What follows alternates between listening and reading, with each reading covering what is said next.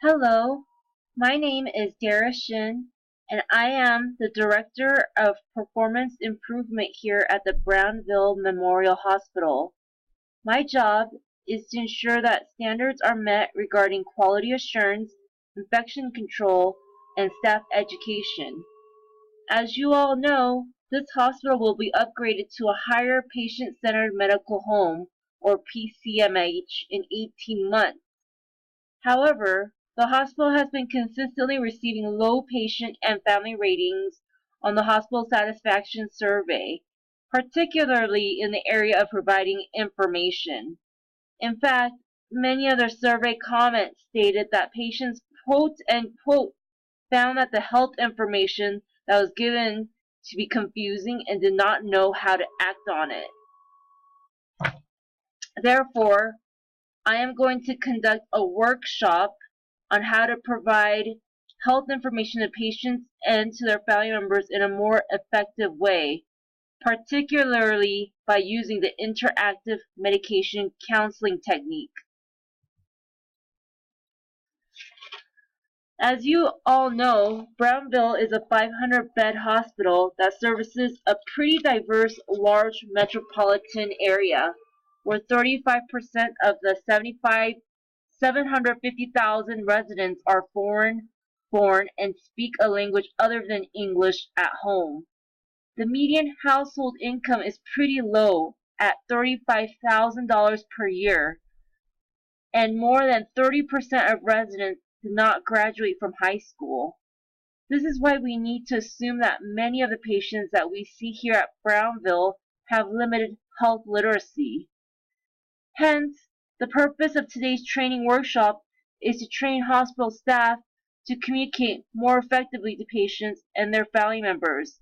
I am going to address two key areas of concern during this workshop, which is, number one, help patients to remember how and when to take their medications is important for medication adherence. Number two, ask patients open-ended questions and encourage them to ask questions.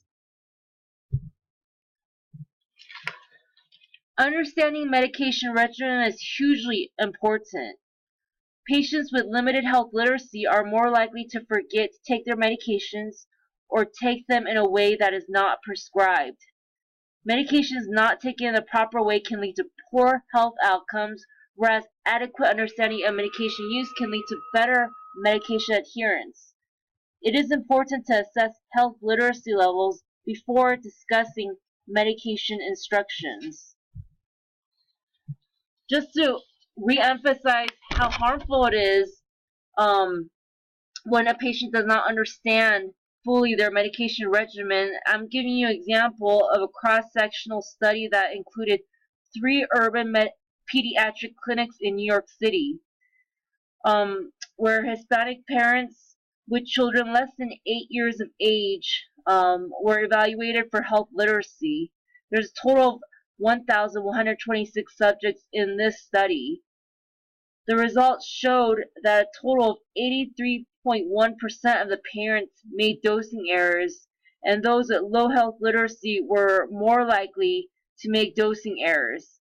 Not following the dosing regimen can lead to poor health outcomes, which means that the disease is left untreated or the patient experiences harmful effects from taking improper doses of a medication. So it's a pretty serious issue. And my number 2 key area of concern is we want to make sure that the patients are encouraged to ask questions. Open-ended questions engages patients and leads to better communication. Interactive motivational interviewing encourages patients to ask questions to gain better understanding. Better assessment of patients' understanding is made when asking patients of medication's purpose, directions, and ways in which health progress is monitored. Health literacy is defined as the communication of health information in a fashion in which others can understand. Health literacy depends on the message itself, the way in which the speaker delivers the message, and the learning needs of the person receiving the message. Providers are encouraged to not speak at the patient, but to speak with the patient in an interactive way. A study done on 500 patients showed that the Indian Health Service method of counseling significantly improved memory recall on medications compared to the traditional lecture-style method of counseling. Ethically, it is the responsibility of providers to ensure that patients understand new medication regimens so that medication errors do not occur. So what is the Indian Health Service interactive technique to counsel patients? It's a technique to counsel patients on new medications, which emphasizes asking open-ended questions to the patient, and it encourages feedback or further questions from the patients. The purpose of this exercise is to practice the IHS interactive counseling technique in order to ensure that patients understand the new medication and encourages the patients to ask questions.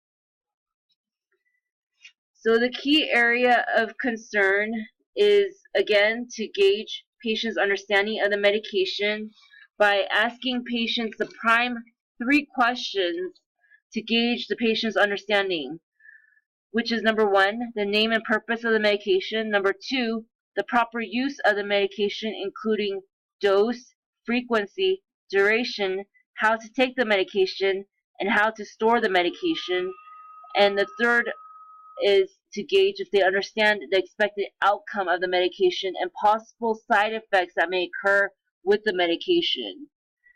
And the second of the key area of concern is encouraging patients to ask questions at the end of the counseling session. The needed materials for this group activity that we're about to conduct is first the IHS New Prescription Guidelines, which has the 3 prime questions that I just went over.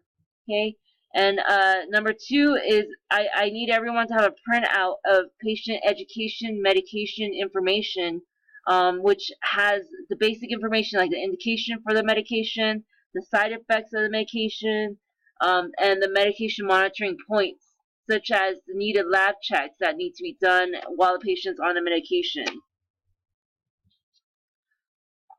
So let's do this exercise as a group, okay? With one other person, practice the IHS interactive counseling technique and take turns counseling each other on the indigestion or acid reflux medication called omeprazole.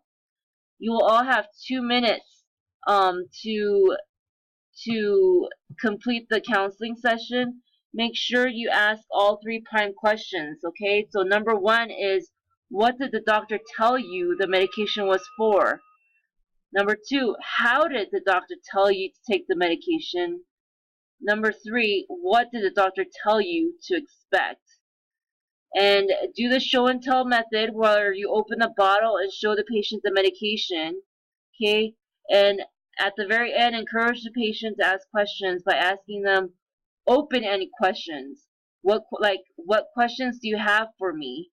Notice how you ask it in an open-ended way just to encourage more elaborate answers than just yes or no. For instance, if you just ask, like, do you have any questions for me? Of course, they're going to most likely just say no, just to, because they think that's what you want to hear, because they will think that you want them to hurry out of the counseling session. So that's why you encourage open-ended questions, okay? That, you know, when you say, what questions do you have for me, it kind of forces them to think about it. Like, do I have any questions to ask? They're less likely to say yes, no. And at the end of the team activity, just give each other feedback on how to improve the counseling session. And that's pretty much how this activity is going to go. I hope that all of you know how to gauge a patient's understanding of their medication by using this activity, the IHS counseling technique. And at the very end, make sure to encourage the patient to ask open-ended questions. Addressing these 2 key areas of concern will definitely improve the patient's understanding of their medication and hopefully improve medication adherence. Thank you very much for your time. Here are our references.